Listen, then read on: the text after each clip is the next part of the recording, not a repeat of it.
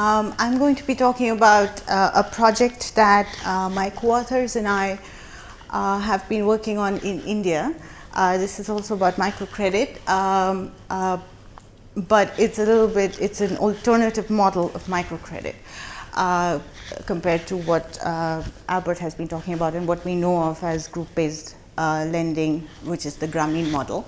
My co-authors on this are Pushkar Maitra, Shondip Mitra, Dilip Mukherjee, and Alberto Motta. And all of these logos are to tell you who funded this project. So let me just dive in. So as Albert has said already, microcredit has been heralded as this great innovation that was expected to alleviate poverty and provide pathways out of poverty for many people in developing countries. And it is true that microcredit has made very impressive inroads in providing access to credit to poor people. And a lot of it is targeted at women, so it seems to have increased credit access for women especially. And it has done this without taking collateral. And still has generated high repayment rates, which is quite an impressive achievement. However, on the promise of alleviating poverty, like Albert mentioned, there is a lot of emerging evidence that suggests that there has been no average impact, no discernible impact on productivity, incomes, or entrepreneurship on average. Instead, what microcredit perhaps has been more successful at is helping the poor to manage their money or manage risk. So in particular, smooth consumption in the face of shocks or acquire consumer durables. Okay, so the question that we are interested in is trying to understand if an alternative is possible that will also deliver on this promise of alleviating poverty.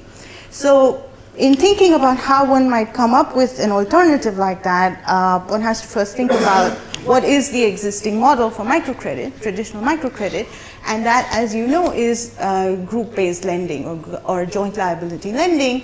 And this is an innovation that is credited with being the reason why repayment rates have been so high. So groups self-form and borrowers have joint liability. This solves problems of selection of the type of borrowers. Also, these borrowers monitor each other. They monitor each other's projects or the use of the loans, and they can enforce repayment. All of this is probably responsible for the high repayment rates. And in addition, there are these very high-frequency group meetings where loan officers are also able to monitor the loan use and probably exert social pressure so that these loans are repaid. And finally, there are several features of the loans which provide additional incentives. So these loans are small, they have short durations, and repayment is very frequent. And future credit access is linked to past repayments. All of which, despite the fact that these borrowers do not post collateral, creates incentives for them to repay the loan so as to qualify for a larger loan in the future. So all of these things are probably the reason why repayment rates are so high in microcredit and why it's such a growing industry. But you could also argue that these same features are inhibiting productive investments and risk-taking. So, for example, joint liability provides you insurance in the case that you are unable to repay the loan. Your group member might repay on your behalf, which allows you to remain in good standing so that you can borrow in the future. But then it also reduces the power of incentives because, as we know, there's a trade-off between insurance and incentives, and it might also inhibit risk-taking. So if group members can monitor each other's use of the loan, if you and I are in a group together, then I might be less likely to support your very risky project. Similarly, there is intensive monitoring by peer members as well as loan officials. So loan officials often try and verify what the loan has been used for and discourage extremely risky projects. And particularly in our context, the loan durations are probably also very important because If loans have to be repaid, as they typically are, you have to start repaying within 4 to 6 weeks, and you repay on a weekly basis, or let's say a fortnightly basis, it's going to naturally limit the kind of projects that you can invest these loans into. In particular, if you're thinking about agriculture, which is the main occupation for the rural poor in many developing countries still, it prevents certain types of crops from being planted, or prevents these loans from being used for working capital for loans for crops with longer gestation periods. So naturally, a lot of what I've said is, pointing at group-based lending. So you might say, do individual liability loans fare better? Okay. So there have been experiments with individual liability loans which have not found, as it turns out, impacts either on business growth, incomes, or productivity. And an important problem with individual liability loans is when you've gotten rid of the groups is you no longer have the peer selection, which is probably an important function. So then what microfinance institutions end up doing is either replacing it by asking for collateral, which you can argue is naturally limiting, if you're trying to target the poorest of the poor, you're trying to target people who don't have collateral to post, but now you need collateral. Or the loan officers themselves end up monitoring even more, or screening borrowers, I should say, okay, which restricts financial access.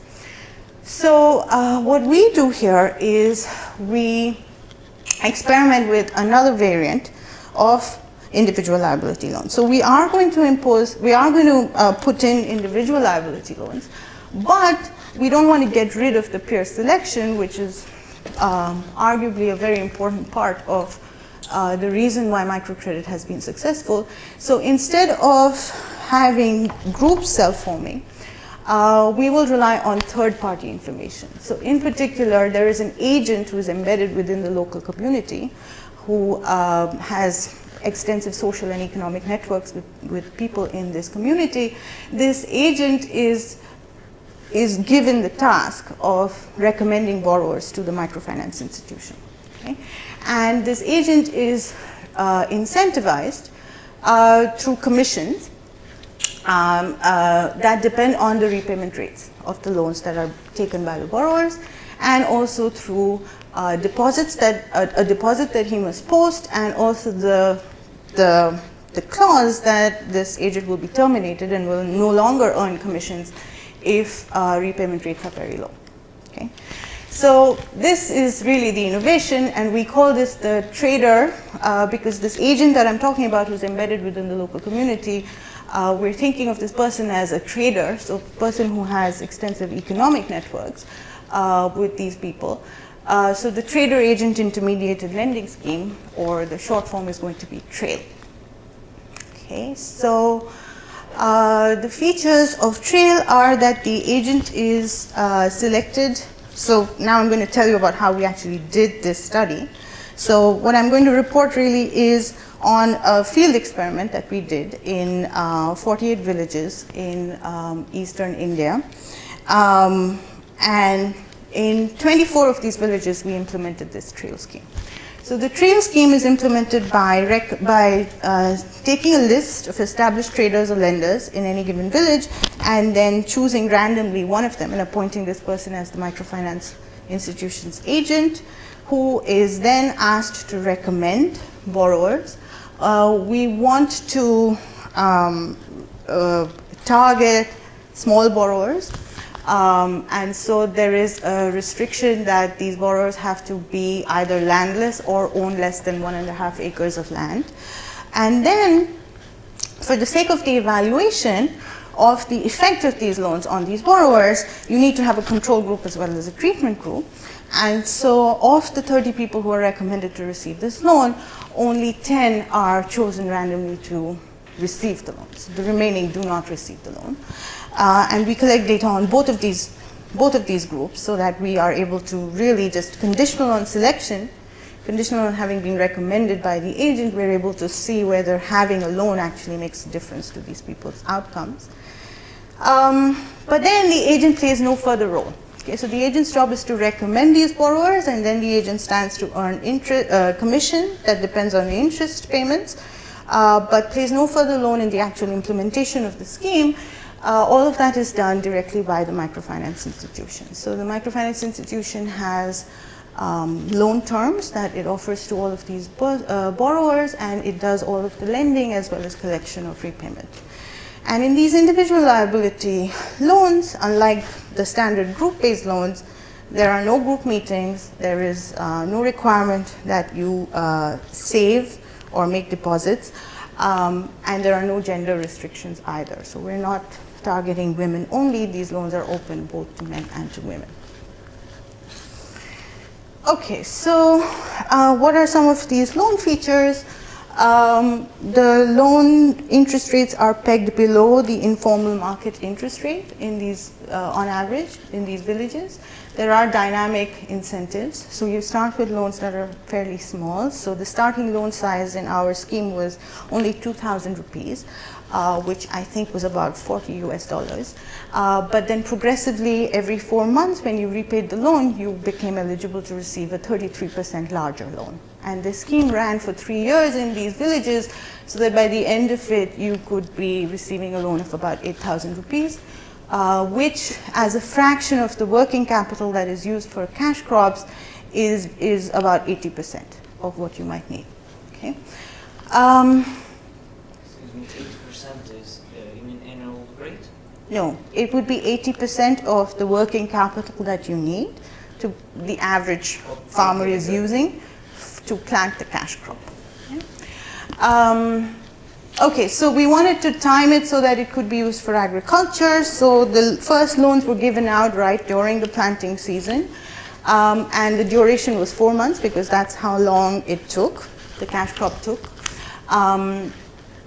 We also wanted to provide insurance. So one argument why people don't invest in agriculture, especially cash crops, is that they are high risk, but also they're high return, but also high risk. And so there was also insurance provided against covariate risks. It was index insurance, and no bank accounts. They didn't have to set up bank accounts. And this is important also probably, which is that the lenders came to them and gave them the loan. They didn't have to travel long distances in order to receive the loan.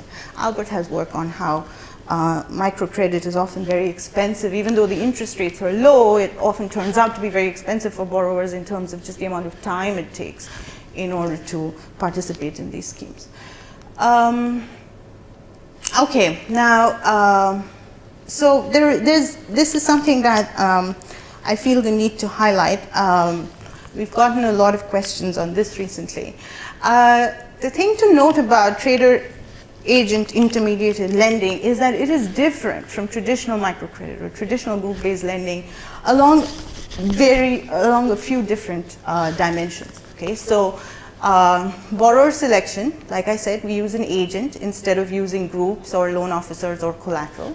The loan features are different because we have individual liability instead of joint liability. These loans are more flexible because the duration is longer and possibly they are more convenient. There is no group pressure, no meetings, no gender restrictions. And also, whereas in group-based lending, you might think of people forming groups along with peers. Okay, so people who are more similar to them. So there's homogeneity there. And this is what you might call a horizontal peer network. Over here, we're probably thinking more along the lines of a vertical network. So you have an agent who is possibly a trader or a shopkeeper in this village who is recommending borrowers who are probably farmers, who are either selling their product to this trader or are borrowing from this trader or are buying from this trader. Okay. What is the question, the research question? So the research question is really quite policy driven. We're asking, can this variant of microcredit achieve these impacts on poverty that we have not found so far for the most part? Okay.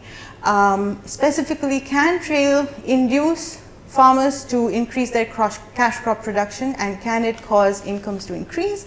And at the same, can it do this while achieving high repayment rates, okay, and low administrative costs? We're not trying to compare trail to traditional microcredit, because like I said, it differs along a bunch of different dimensions. We are also not attempting in this project to identify the specific roles of, there are many different mechanisms that you can think of why these loans end up being different, or why the outcomes end up being different. In particular, you can think of selection, you can think of the fact that you don't have this joint liability tax, you don't have control exerted by your peer group, or maybe, this horizontal versus vertical social capital might make a difference, and we're not going to be able to speak to exactly which of these is driving it. Although I do have some evidence to suggest that selection plays an important role here. Okay. Now, so this is the trail scheme, and then we also implement a group-based scheme. Okay, but the group-based scheme is also different from the traditional microcredit scheme. So it's a group-based scheme where you do have 5-member self-formed groups of borrowers, and you do have joint liability, monthly group meetings, and savings features, but you also have all of the other features from the trail loans. So you have the same interest rates, which are below the average informal interest rate. You have a 4-month duration so that it can be used for agriculture. You only repay in a single installment. You get the same dynamic incentives of larger loans in the future, and you have the same index insurance. Okay? So what we can do is compare these group-based lending schemes, these group-based loans, or the effects of these group-based loans on this other trail scheme, or relative to this trail scheme. And what I can tell you is, are our effects being driven by the loan features, or are our effects being driven by this bundle versus not having this bundle?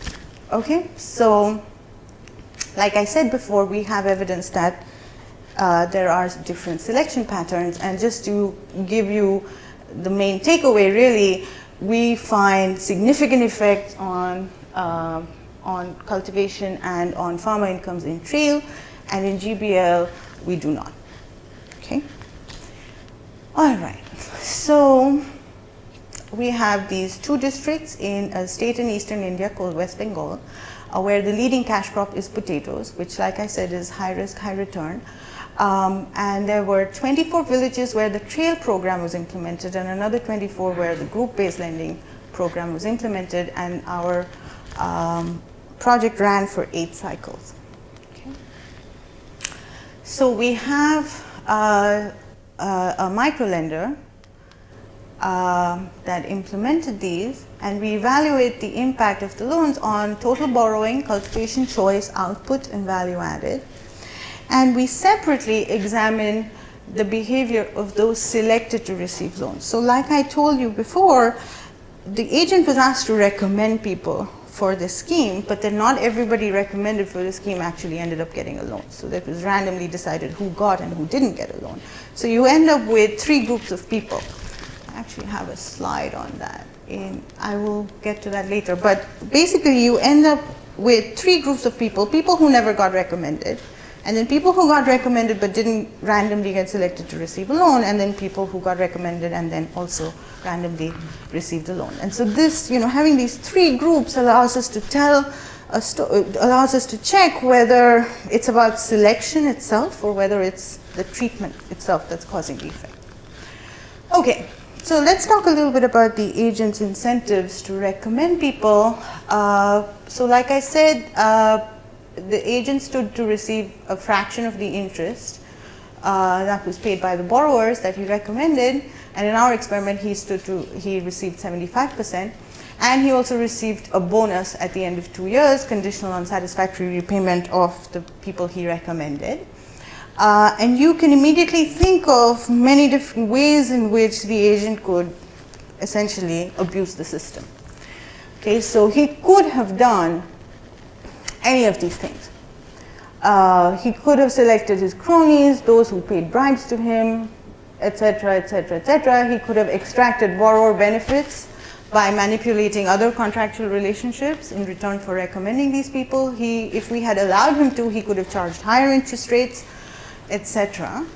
And we have some mechanisms in place in order to prevent this abuse. And then towards the end, I will also show you some results that suggest that we don't find any evidence that borrower benefits were extracted. Okay? So like I told you before, the lender lends directly to the client. The agent actually has no role to play. Only landless and marginal landowners were eligible to borrow. So, and this is something that was verified by the research team. Interest rate was pegged, and since the agent had no role actually in giving out the loan, officially it was very clear to everybody that he could not have charged a higher interest rate, he could not have increased the interest rate. The agent forfeited a deposit that he posted up front if the client did not repay, and if less than 50% of the clients repaid, then the agent would be terminated. So the agent could have thought of this as a one-shot game and tried to maximize the benefits that he got from getting all of these people to borrow through this and then telling them not to repay. But then it would have been a short-term benefit. So if the agent was sufficiently patient, then he would have lost out on all the future commissions he could have earned. And so if he was sufficiently patient and if the commission rate was high enough, this should not have happened. All right. So our data, our household survey data, we have 50 households each from all 48 villages. These 50 households are made up of these 3 groups of people I told you about. Data were collected every 4 months, and we had all of these different modules in the questionnaire. On top of that, we have loan record data that we got from the microlender, and we have one-time village survey data. Okay. And we followed up with households every 4 months, and we essentially have absolutely no attrition. So we started with 4,800 households, and we ended with 4,800 households. Sorry, 2,400. Okay. We have about 10 minutes. Okay, yeah. These are some credit characteristics. These are collected before the scheme was put into place. You can see a lot of them borrow. Most of their lending seems to be for agricultural purposes. Informal lenders are by far the largest source of borrowing. The average interest rate is about 26-27%, and a lot of loans given by informal lenders are actually around this 4-month duration. Okay, so they are tied to agriculture. Okay. These are crop characteristics. Really what I want you to take away from this one is really potatoes was the crop that we were targeting. So everything was timed to make sure that potatoes could be planted using the loans. And you can see the value added per acre is much higher in potatoes than in competing crops. By competing, I mean other major crops that are grown by these farmers. Okay. So like I said, we have these 3 different types of people. So there's the treatment, who actually end up receiving the loan. The control 1 are the guys who get recommended but don't get a loan. And then the others are control 2.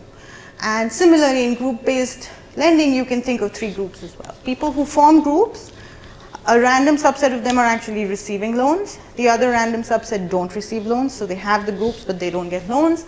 And then there are the guys, the households that never form groups. Okay, so I'm going to use all this. I'm going to run this regression, and I'm going to show you the results. Okay, so the first result that you want to see is, did it have an effect on borrowing? And the answer is yes. Okay, so this is 92% increase in the borrowing of treatment borrowers in the trail scheme, and again 92% in the borrowing for the GBL scheme. So it had this first order effect just to check whether people actually borrowed, and did it crowd out other borrowing? No, it just really seems to have increased their borrowing. There's no effect on non-program loans, no significant effect on non-program loans. And then this is the effect on potato production. So the first row here is telling you what is the effect of the trail treatment on all of these different variables. So the probability that you cultivate potatoes, your average acreage, your harvest, your cost of production, revenue, value added, and imputed profits. So we impute a shadow cost of labor, and we use that to, that's how value added is different from profits. And you can see very significant effects. So this here is 37% increase in profits as a result of the trail treatment. And if you compare that to the group-based lending scheme, you see that these effects are much smaller. They are always positive, but much smaller and not significantly different from zero. Okay, so what we find really is that in the group-based lending scheme, there's much more heterogeneity in the type of people who end up getting loans, whereas in the trail scheme, you're much more likely to get high productivity borrowers who then end up getting these big effects in incomes. Excuse me, regarding the previous slide, what were you comparing with? I mean, the potato increase. As far as I understand, they were landless or they were either landless or they had less than 1.5 acres of land. yes, so what were you comparing? How could you compare the effect if they had no opportunity to use potato before? Okay, so a lot of them, do produce potatoes, even though they have very little land. You can produce on that very little land, or you might lease in land. Okay. So it doesn't follow necessarily that they didn't produce anything. But if you produce nothing, then you would have had a zero in your output produced. Right? And then you're comparing, on average, people who do, some people have positive, some people have zero, so you still get a difference. Okay. Yeah, so these, as you can see, everybody is included. It doesn't really matter whether you cultivate potatoes or not. If you don't cultivate, then that's zero. That's just going to, the regression is going to take care of that. Okay. Okay, so I'm looking at other crops here. I'll just skip over this, I think. There are not a lot of significant effects, although acreage does increase. Take-up was very high in trail compared to group-based lending. Okay, so we find that these loans were in demand and people did take them. Repayment rates were also, although this is not significant, were high. So repayment rates were high in the group-based lending setup as well. And trail loans, people were more likely to continue from cycle to cycle, continue borrowing. Okay, then we have this big theory section, trying to understand why it is that we're finding these effects. And how much time are you giving me? Not much. Okay. Okay, let me skip over this then. 5 minutes. Okay, so, all right, so then I can't talk about selection, but here's something I can talk about. So how are these people different? Okay, so we have a model where we're trying to understand why is it that this trail scheme is generating bigger effects than the GPL, and like I've told you, there could be a variety of different things going on, but one prediction of our model is that the trail agent is going to recommend people who are more whom he has greater economic networks with, and also who are more productive. Okay, so that's what this tells you. The people whom he recommended were actually more likely to have borrowed from him in the past. Okay, so these are the kinds of people whom he recommends. And then among the people whom he recommends, among the people who have borrowed from him in the past, I should say, the ones that he recommends are the ones who paid lower interest rates in the past. So they were probably the more credit worthy. They were the lower risk borrowers. And if you just compare in the group-based lending scheme with the trail scheme, if you just look at people who got recommended or who got selected into the scheme, you find much greater, you're more likely to find low credit-worthy borrowers in the group-based lending scheme. Okay? So really, it seems like selection is an important part of the story about of these positive effects. This is year-to-year effects, because we have 3 years of data, and you actually find that from year to year the effects get larger. So this is important because a lot of the literature is interested in what are the long-term effects of loans like these, and we find that these effects persist. You might wonder, are group-based loans being used for something else instead of being used for potato cultivation or agriculture? So could it be that the effects were higher from group-based lending on other sorts of incomes? And really, we don't find any significant effects from group-based lending. We also find no significant effects on these outcomes from the trail lending. Okay, and then finally here, what I want to talk about is, you might wonder, did the agent, then extract these benefits that the borrowers received. Okay? So the way that we have of checking if the agent did this is, we know for every household in the survey whether this person interacts with the agent in other markets. Okay? So in particular product markets, loan markets, or input markets. And so we ask, did you buy any input from the agent? And if it was true that the people who received the trail loans were then having to buy more inputs from the agent or were paying higher prices to the agent, then you could have argued that that's one way in which the benefits were extracted. And we don't find evidence that that is happening. We also don't find that the agent was more likely to buy output or to pay lower prices for the output. We do find that the agent is less likely to lend to the borrower now, and that's probably because they now have access to these trail loans.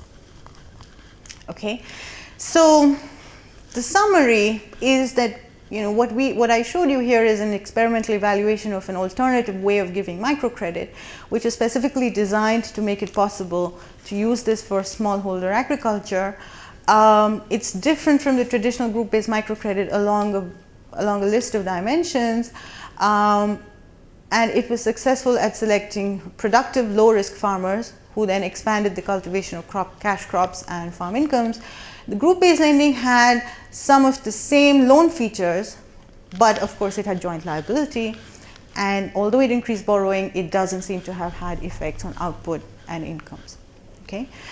Trail also achieved high repayment rates and take-up rates. Administrative costs, this is something I haven't talked about, were much lower for running the Trail scheme than the GBL scheme, and there's no evidence of extraction of borrower benefits. There are many open questions trying to understand what these different mechanisms are that are driving these results, and that's something that we plan to do in future work.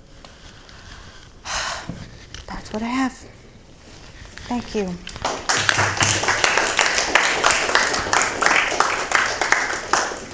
We can take a couple of questions if there are any.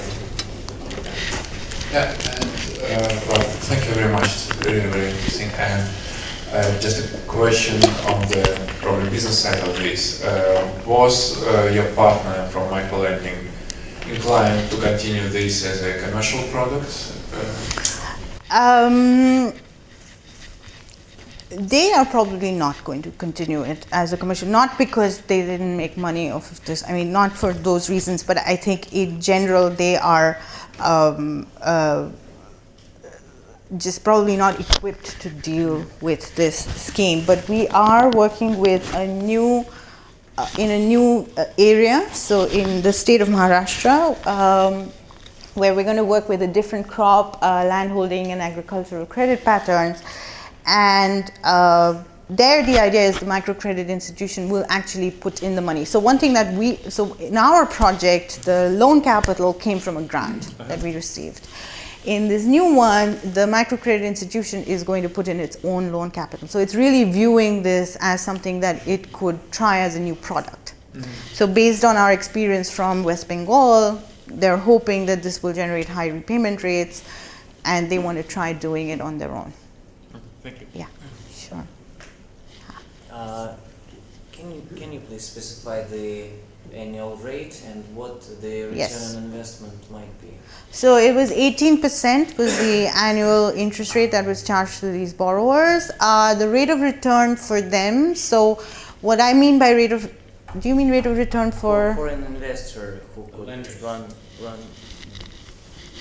I can calculate that and I can tell you. It's going to depend on the cost of capital that you might have, that a microfinance institution. But you have not checked this issue. It should.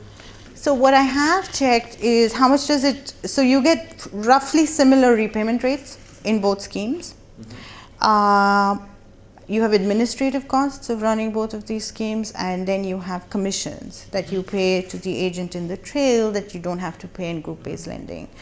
And given all of these numbers, trail ends up making more money for a microcredit institution than GBL does. So I do know that, but I don't have numbers on the top of my tongue. about what exactly the rate of return would It be. looks like a great impact investing issue, and I wonder if it is pure commercial, or is it possible to implement only as a social responsibility or social No, investment, or is it a commercially interesting for potential investors? So in our setup, the cost of capital for these microcredit institutions in India is actually fairly high.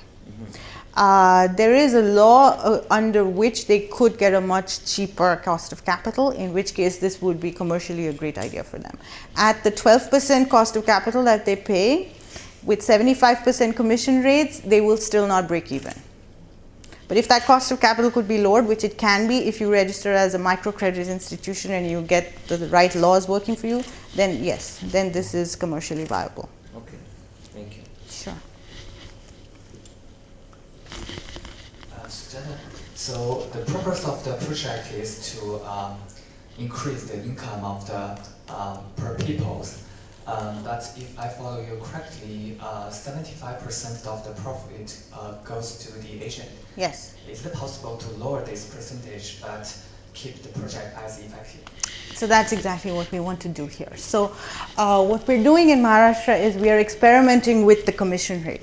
So we're trying to see if, so there's a trade-off, right? Because the agent is incentivized to recommend good borrowers because of the commission. So if you lower the commission rate, that dilutes the agent's incentives. So the question, it's an empirical question, what's the trade-off here?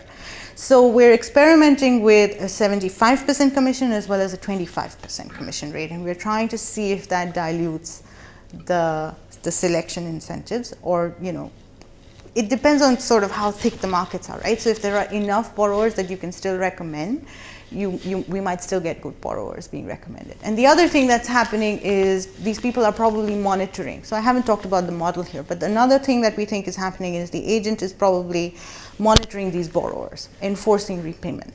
So then the question becomes, how many can you enforce? How many borrowers can you monitor? And if we were to, you know, what's the cost?